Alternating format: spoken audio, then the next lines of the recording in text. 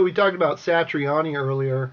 The other guitar player that we have to mention, right? Do we? Yeah, we have to mention him. Mr. Stevie Vai. Steve Vai is that guitar player that Dave Lee Roth went out and hired after he left Van Halen because he wanted to find a guitar player that was better than Eddie Van Halen. And Steve Vai is better than Eddie Van Halen. What? Yes, he is. Steve Vai used to play in a band with Frank Zappa when he was like 18 years old or something like that. And one of the first things that Mr. Zappa did was he handed him like a blank sheet music and told him to transcribe like their songs. And if anybody knows anything about Frank Zappa, they weren't just playing power chords in the Mothers of Invention. They were playing some avant-garde, mind-bending, free-for-all, like just crazy stuff. And so Stevie Vai had to like not only play that stuff, but he had to transpose it and or transcribe it. So that's pretty cool. But then he left Mr. Zappa's band and he joined Alcatraz right after Yngwie. And that album is great. A little bit more lighthearted than No Parole for Rock and Roll, but Disturbing the Peace was definitely a good album. They had Stripper on there and God Bless Video, and Steve does the once again, and I love Irish music. I don't know why, but I love Irish music. But he does A Lighter Shade of Green, which is just him tapping out, and it's just a little blurb, but it's great stuff. And then Mercy, and then after that he joined Dave Lee Roth, didn't he? Yeah, he joined Dave Lee Roth, and then he joined Whitesnake. For some strange reason, like slip of the tongue or something, he was in Whitesnake. People don't remember that, but Steve Vai was in Whitesnake. Weird. The stuff he did with David Lee Roth was amazing. Up into the second album, the Eat 'Em in Style and Skyscraper. You could definitely hear his influence on the songs, and you could definitely, if you ever listen to Flexible, which was what he did in between, I believe, Alcatraz and Frank Zappa's stuff, or was it after Alcatraz? I'll have to look that up. Here, it'll be right here. It'll tell you when it came out. But you ever listen to Flexible, the Attitude song? I have an old like bootleg tape of him playing at the Belly Up Tavern in Solana Beach, and he does a whole set of his solo stuff, and he plays the Attitude song, which is and it's just great to listen to. And like Joe Satriani was his teacher. Stevie Vai, have you ever seen him in that movie Crossroads with Ralph Macchio, where he plays Jack Butler? He's like the devil, and he has that Red Jackson guitar, and he plays this friggin' Bach piece or something on the guitar when they're head cutting, when they're dueling, and then Ralph Macchio beats him. Who knew? Who knew that Ralph Macchio was gonna beat him? But he beat him, and then and Stevie Vai picks the guitar up over his head, and then he just drops it on the ground. You're like, ah! Because that was a nice guitar. that was like a $2,000 guitar at least. And then of course he did a bunch of stuff. Steve is, he's issued a lot of stuff over the years, and there was like little blurbs and stuff that he was doing in Bill and Ted's Bogus Journey and stuff like that, stuff that you didn't know, but Stevie was doing a lot of stuff for motion pictures, and he kind of included it on one of his CDs. And then he had flexible and flexible leftovers. And when I was a kid, my buddy Barry Bedore, who's one of the great guitar players from San Diego of all time, he had flexible leftovers. And I have it on CD now because they added a couple songs to it. But back in the day, it used to be on this little teeny, like, 7-inch disc, I think it was. It wasn't even a 12-inch. It was like 7 inches. It was a little mini LP, and it had some of the weirdest stuff I had ever heard in my life. If you get a chance, go out and listen to this stuff. It has little pieces of seaweed on it. Whoa! And talk about head-bending weird stuff and news or details at 10, which is hilarious. Where he sits there and does the little news report, and it's totally demented stuff, but the cool thing about Stevie is just he can play anything, you know. And this guy, and he's like a beekeeper. Like he's like a part of the cult of beekeepers. I guess they have a society, and he's like one of the members. And you know, he's just amazing. This guy composes just stuff. If you listen to some of the later solo albums that he did, all the instrumental stuff. Stuff that just bends your mind and make you like just want to take your guitar and light it on fire and use it for kindling. But Stevie Vai, I got to see him with David Lee Roth, and I remember just being blown away. And I'm gonna tell my Steve Vai story real quick. So we go see David Lee Roth on the Eat 'em and Smile tour at the San Diego Sports Arena. It's like in 1986. I think it was in December, and we were very close. We were in like the third row on Steve's side. If Steve, you know, if he stood still long enough, because that show was a constant, just run around, feel good, seat of your pants show. So, anyways, I remember we rushed the stage because you could, you know, and back then that was the big part of the show. Was like, oh, we get to rush the stage, so you got to run up like 6 feet. And then get smashed against the barricade. And I remember at one point in the show, David Lee Roth disappears from the stage, and he ends up way out in the middle of the sports arena, and they're doing a song. And I have the actual recording of the show from the soundboard because we knew a guy. He starts talking to the band who's still playing on stage, and he's out in the middle of the arena in this like boxing ring kind of thing. And I remember like Steve Vai was playing, and then like he was talking, and David Lee Roth was making him talk with his guitar and stuff, and it was amazing. But at some point, we rushed the stage. And so me and my buddy George, we're pinned up to the stage because, you know, there's all these people behind you trying to get up to the front. And so we were in the front, so we're crushed up against the stage, you know. And they had that wall, and then they had some space, and then there was the stage, so you didn't just climb up it and do some crazy stuff. But it was very close. And I remember during this time that we were getting crushed up against the stage with all these people behind us, Steve Vai was standing directly above me on stage. Like he was like right there, you know. I don't know if I could reach out and grab him, but he was pretty close, I recall. And I remember, you know, the stage was really high, you know, and I was 16 years old, so I was kind of a shorty back then.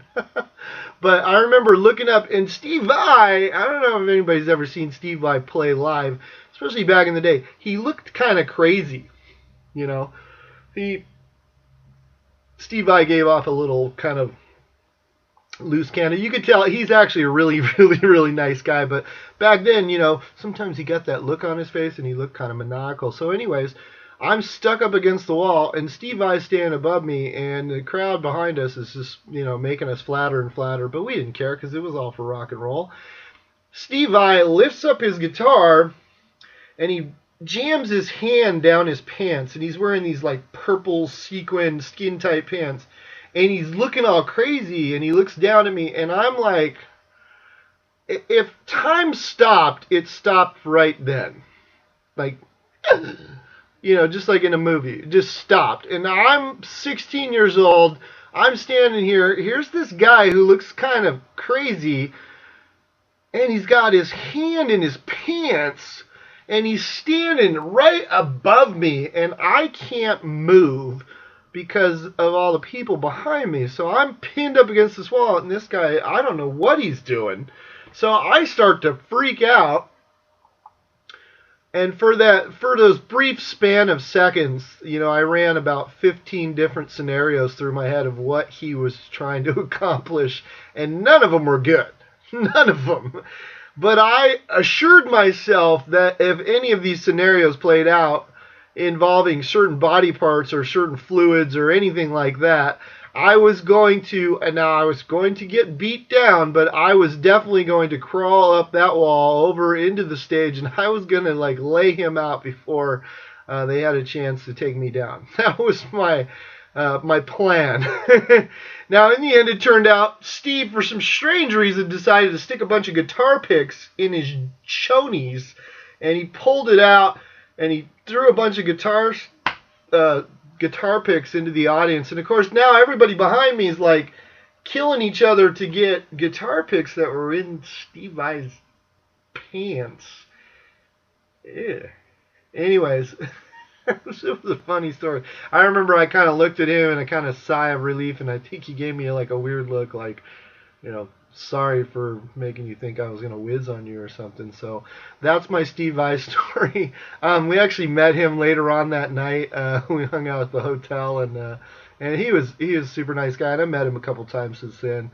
He's really a superior human being. He definitely wouldn't have hosed me down, but it was kind of scary. So, but Steve Vai he's one of those players that you can't really nail him down to one genre. He played hard rock and even considered heavy metal, but at the same time too, he's played everything. he's one of those guys. He's Steve Vai, So definitely a guitar god, definitely on the list. Which brings us to Yngwie. Yngwie J. Malmsteen. I like the way he puts Yngwie J. Malmsteen to distinguish him from all the other Yngwie Malmsteens in the business. In 1983, there was a band called Steeler, and the lead singer was Ron Keel. Right to Rock Ron Keel. And Rick Fox on bass, and I can't remember who the drummer was. But there was this kid from Sweden, and he was like a burner, man. This guy was playing 100 miles an hour, and it was pretty cool. And had Cold Day in Hell, Backseat Driver, It wasn't awesome. And then this Yngwie, who spelled his name Yngwie, which sounds like Yngwie to me. This Yngwie guy, he jammed out and he joined a band with Graham Bonnet called Alcatraz. And, Graham Bonnet had played with, had been kicked out of every legitimate band in the world to this point. And, he was fresh off of getting kicked out of the Michael Schenker group, so... So they put out an album called No Parole from Rock and Roll. And it had, some interesting musicians. Jan Uvena was the keyboard player, and Gary Shea on bass, and of course Yngwie. And it was a band that was kind of interesting because if you ever watched, I used to have a live videotape back in the day, VHS, of them in Tokyo, and to watch Graham Bonnet play on stage with Yngwie, it was like he was his dad or something. Here's Graham Bonnet wearing the slick suit with the little skinny tie, looked like he was in the Knack or something. He was going to sing My Sharona, and and here's Yngwie over here with a leather jacket, no shirt on. He's got chains on, and he's just busted out these guitar licks that are faster than the speed of light. And they're going through songs like Island in the Sun and Jet to Jet and Hiroshima Mon Amour.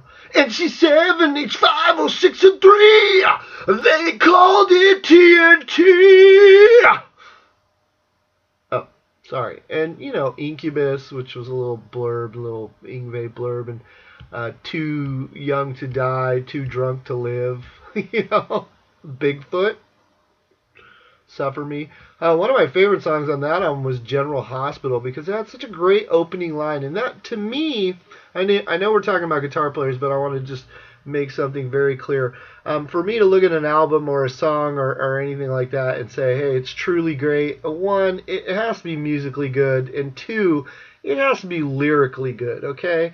And that, to me, there's a lot of albums that came out in the day that were musically stunning, but lyrically retarded. And I don't really go in for that kind of stuff. But Graham Bonnet, he could write some really good lyrics. General Hospital, to me, because I awoke in a room that was occupied by those about to die. That's a great opening line. Anyways, back to Yngwie. Yngwie is like, he's playing all these crazy songs. And I remember on the live set that they did, they actually came out with like one album and then like a live album, which was called Live Sentence. And it had some of the cool Graham Bonnet songs on it. It had All Night Long from Rainbow, Night Games, which I think was on his solo album, and Since You've Been Gone, which was from the Rainbow days. And then I think they did Desert Song too, which was from the Michael Schenker stuff that he did off of Salt Attack. So Graham Bonnet, what a resume that guy has. He's been kicked out of every great band. He's played for Yngwie, Michael Schenker, Steve Vai, and Richie Blackmore. Okay. Anyways, back to Yngwie. So in I want to say 84? Was it 84 or 85? Yngwie comes out with this album, and it's called Rising Force. And on the cover of it's got some chick's clawed hand with big red fingernails. And she's holding up Yngwie's cream-colored Stratocaster, and there's like a bunch of fire. And it was 84. And on that album, Yngwie decided to show us what Yngwie was all about. So Yngwie came out, and the first song on it is Black Star and then Far Beyond the Sun. There was two songs with an actual singer, and it was Jeff Scott Soto, and that was Now Your Ships Are Burned, and then a little later on it was As Above, So Below. But he also did Evil Eye, he did Icarus Dream Suite Opus 4, and then he just kept coming out with these burning albums. And I remember, at the time, they were 14, 15, 16 years old. So a lot of my friends were musicians and stuff, and one of my best friends, Barry, was a guitar player, and I remember he just ate that Yngwie stuff up. Like, no one had heard, we heard Blackmore, and we heard Uli John Roth playing some amazing stuff, but nobody to that point had ever come up with a virtuoso type album before that was that incredible. And then, of course, right after that, everybody came out, and we were inundated with shredders that were trying to outdo Yngwie. And it was funny because here is Yngwie, outdoing his heroes, which he will tell you are Paganini and Bach, and of course Richie Blackmore and Uli and even Alex Lifeson. He's a big Alex Lifeson fan. And I know years later he did an album called Inspiration where he did a bunch of cover tunes of songs that inspired him, and he had like Child in Time from Blackmore and Mistreated from Blackmore, and then he had like Sails of Charon. He even had Carry On My Wayward Son by Kansas. Manic Depression, of course, because he's a big Hendrix fan. And just the thing with Yngwie is that he came from Sweden. He couldn't speak English very well, but he had an attitude. This guy, he had a Ferrari. He'd jump in his Ferrari, and he would. I remember somebody was telling us one year he went to the NAMM show and he plugged in and he played like Eruption from Van Halen, from Eddie, and then he yawned. He like yawned. Ugh. And then he ripped off some crazy, licks that were like 200 miles an hour, and Yngwie had an arrogance to him. He did. He wanted the world to know that he could play, and not only play, but he was super fast, and he surrounded himself by great musicians. And I remember we went and saw him live at the California Theater in Saxon. The old metal band Saxon opened up, and Biff Byford actually threw his shirt at me. I caught his shirt.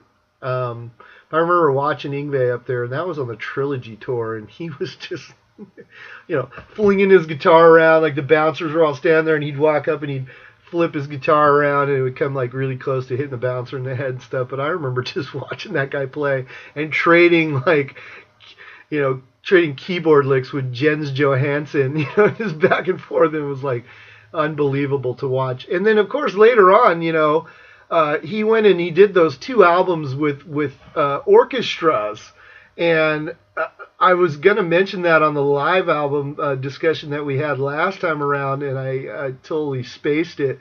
But there was 2 albums that Yngwie came out with, and where he stood up in front of an orchestra and he played, and the one's called Concerto Suite for the Electric Guitar and Orchestra in E flat minor, Opus 1, the Millennium, and it was from 1998, and I think that was with the Czech Orchestra, I want to say. Yeah, the Czech Philharmonic. And then the other one that he did was in 2002, was the Concerto Suite for Electric Guitar and Orchestra in E flat minor live with the New Japan Philharmonic. And both of those are incredible. Here's a guy, that's Yngwie for you. Yngwie is just like, here's a guy that just, he had balls as big as church bells. This guy would just stand up on stage with an orchestra behind him with a guitar and play these intricate, they would, Toccata Infusion in D minor by Johann Sebastian Bach, and you would just be like, whoa. So, Yngwie is definitely one of those ones, that never became a huge star, but definitely guitar players and musicians and aficionados definitely know who Mr. Yngwie J. Malmsteen is, and what his contributions have been over the years. So, Yngwie. Michael Schenker. He was in UFO. He started the Scorpions with his brother when he was like 14 or something, and then he joined like UFO when he was like 16 or something like that, and played in UFO for a lot of years, kind of in and out of the band. Did his solo Michael Schenker group stuff, the first album, the Michael Schenker group, and then of course MSG, Assault Attack, and Built to Destroy, and then and then on into like the later years and stuff, jumping back into UFO. At one point, he was actually in Rat. Look it up. Look it up. I was just as surprised as you. I bet you could stump the Trunk on Eddie Trunk Show. I bet he would not recall the fact that Michael Schenker was a member of Rat for a while. But there is some footage of him, I believe, on their Unplugged, was with Michael Schenker. And then they did some shows with Michael Schenker. And I think it was on the Reach for the Sky tour, I want to say. I think it was. I'd have to look it up again, but I remember finding that and I was blown away. I didn't know Michael Schenker was a member of Rat. The world never knew. But Michael Schenker is one of those guys that he was kind of crazy, kind of a drunk, kind of had mental issues. I mean, there was always stories going around that Michael would record an album and then go into a mental institution for a while and then come back out, and then he did some crazy stuff. Watching his brother on Worldwide Live where he's throwing his guitar into the swimming pool and then jumping in after it and then doing crazy stuff, you kind of say, well, he comes kind of from a crazy family, but hey, rock and roll, right? But Michael's one of those people that kind of redefined hard rock guitar. I mean, he would come out with this just straight rockin' tunes, Cry for the Nations and stuff like that, but then he would come out with like, Bijou Pleasurette, where he played this intricate piece, Into the Arena and Captain Nemo and the Cavazier Concerto, he would play these pieces, and you were just like, wow. And if you watch Michael Schenker play, I mean, the guy plays with like 3 fingers. He doesn't really use his 4th finger a lot. He's mostly like a 3-finger player, so that's really hard to do when you're watching a guitar player do that and hearing some of the stuff that Michael's playing. It's just phenomenal. So, like I said before, I'm not a huge UFO fan, although, of course, Michael was in that band for a long while, and they have Strangers in the Night and all those great songs, Lights Out, London! Yeah, I'm going to refrain from doing that. But he's definitely up there with the guitar gods. And there's definitely like a huge body of work. And even nowadays, you look back and there's some songs from some of the newer stuff that he's done that is just still amazing. I got to meet him at the NAMM show. And he always had kind of a reputation of being kind of scary and kind of, standoffish. But I don't know, in the past couple of years, things have happened. Maybe he's changed, because I remember he stood there and he shook every person's hand that walked up to there. And he was at the Dean booth with like Leslie West and Yuli John Roth, and they were all really pleasant and stuff. And I remember talking to Michael, and it was really pleasant to meet him. And he had such a great attitude, so that was really super cool. So, Michael Schenker, yeah. Yeah, one of the live albums that I should have mentioned on the last show was from a band called Loudness. And it's kind of hard to find. You kind of got to go to the Japanese market to get it, but it's called Live, Loud, and Alive. And it was recorded in '83 on the Law of Devil's Land tour, one tour right before Disillusion. And you want to talk about a tight band. And the cool thing was all the songs were in Japanese. And I remember one of my buddies turned us on to Loudness. And he was like, yeah, dude, you got to check these guys out. They're really cool, but it's all in Japanese. I remember, I think the first album that I bought from Loudness was Law of Devil's Land. And it had, it had Yes Man on it and Speed. And of course, Law of Devil's Land. And it had the intro song where it was like, money no bami, money bami, and then it like went into some weird thing, and it was in Japanese, and I have no idea what they were saying, but there was a couple years went by, and then they kind of came to America because they were getting popular, actually, and they were such a great band, and I ended up seeing them live on the, if you remember this album, Loudness, Thunder in the East, is when their first English spoken release or English sung release. I saw them at a small venue at California Theater. A band called Warrior opened, which I think had Tommy Asakawa was the guitar player, I want to say, or I think so. Anyway, who remembers? I don't. But I remember Loudness. I mean, I'll always remember that show because those guys, they did a lot of stuff from their early albums, which, like the first album, Birthday Eve, and then Devil Soldier, and then, of course, you had Law of Devil's Land and Disillusion.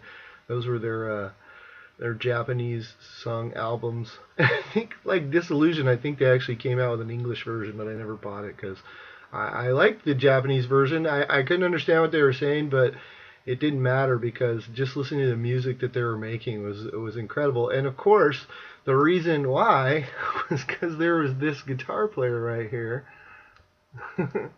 Yeah, I always hold it up to the wrong side. There's this guitar player right here by the name of Akira Takasaki. And Akira was Eddie Van Halen big Eddie Van Halen fan, but he was like Eddie Van Halen from Japan, basically. And Akira was just, these guys loved hard rock and heavy metal music, and they were playing it. And talk about a tight band. I mean, they had Minetaka Higuchi on the drums and Masayoshi Yamashita on bass, of course, and of course their singer was Minoru Niyahara. And I remember actually saw them on the same tour, open for Motley Crue on the Theater of Pain tour. They came out and did, crazy nights. Yo, come to see the show, and we're gonna rock and roll you. Come get on your feet. Yeah. But I remember just watching Akira play live and seeing this guy just, it was phenomenal. I think that's my word now instead of amazing or great. It was phenomenal. Such a great showman and such a great player. You watched him and you knew that he was very, very detailed when it came to sitting down and practicing and making sure that he was flashy like Eddie, but at the same time he had his chops, man. And this guy was meticulous, and I just remember just being blown away by them. And I followed them for a while, and then they started getting kind of poppy, and then I think they kicked Minoru out of the band. I kind of lost touch with them for a while. But back in the day, Akira, he had a solo album called Tusk of Jaguar, and that had some great songs on there. Ebony Eyes, and just some really cool tunes, man. But he's kind of he's one of those guitar players, kind of like Gary Moore, that he's not really widely known in America, but definitely worth a listen, and definitely influential. I mean, these guys were emulating their heroes, and then they kind of became the heroes, because I'm sure they were huge in Japan, of course, but they started getting big out here, and then they just never really caught on. I think people their accent kind of threw people off a little bit, but still, those are some of my favorite albums that I listened to as a kid, and I still listen to this day, and you can glean so much from their musical talent. So Akira Takasaki.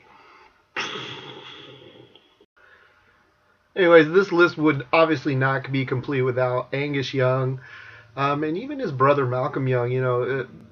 Definitely one of the great tandems in hard rock and metal. Malcolm just laid down the riffs, and Angus went to town on the other side. Sad thing is, to this day, Malcolm is suffering from dementia, and he's been basically put in a nursing home. They're continuing on with, I believe, Malcolm's nephew on guitar. You got, the song listing that you have for Angus is just, phenomenal, and of course Malcolm too. But you got, you ever hear the riff from Beating Around the Bush from Highway to Hell? The other day I was popping in Highway to Hell just to kind of give it a listen when I was going over my list of favorite albums of all time, and Beating Around the Bush has got such a great riff opening up. You definitely gotta listen to that. And, If You Want Blood, You Got It, and Highway to Hell, and Night Prowler, which to this day I never realized until I listened to it the other day. But the very last part of Night Prowler, which we all know is famous for Richard Ramirez, who I guess listened to that song and then decided, hey, why not go around and crawl into women's windows and strangle them in their sleep? And then, I'll get arrested and I'll slap some pentagrams on my palms of my hands and be a really cool guy. Yeah. On the one side, if you can write a song that drives another person to go out and kill people, that is metal. But on the other side of it, if we're going to keep in line with the Judeo-Christian rule of thou shalt not kill, that's not good. Don't listen to AC/DC and kill other people. Come on. Are we children here? Come on. But in a very last line of Night Prowler, Bon Scott says, Nanu Nanu Shazbot. Or I think he says Shazbot and then Nanu Nanu. He gave a nod on the very last seconds of the Highway to Hell album, which is one of my favorite albums of all time, to Mork from Ork, Robin Williams. So a lot of people don't know that. You don't believe me? Give it a listen. But back to Angus. Angus slapped on the schoolboy outfit, started scissor kicking around the stage and just rocking us. It's a long way to the top if you want to rock and roll. I mean, so many awesome songs that Angus did over the years. Blood on the hip, blood in the gutter, every last time you want blood. You've got it. I totally fucked that up. Problem child, because I'm a problem child. Dirty deeds done dirt cheap. Concrete shoes. Cyanide. TNT done dirt cheap. High voltage. Now, I just looked that up because ever since I was a kid, I was trying to figure out what the hell Bon Scott was saying because, Bon Scott had that strange voice. But anyways, neckties, contracts, high voltage. And Problem Child was on, 2 albums. It was on Let There Be Rock, and it was also on Dirty Deeds Done Dirt Cheap. So interesting. Back in Black. You shook me all night long. Hell's Bells. COD, Care of the Devil. The Devil in Me. Love at First Feel. And I think on my first show, I misquoted and I said that, Bon Scott does that part where he's like, felt good just like I knew it would.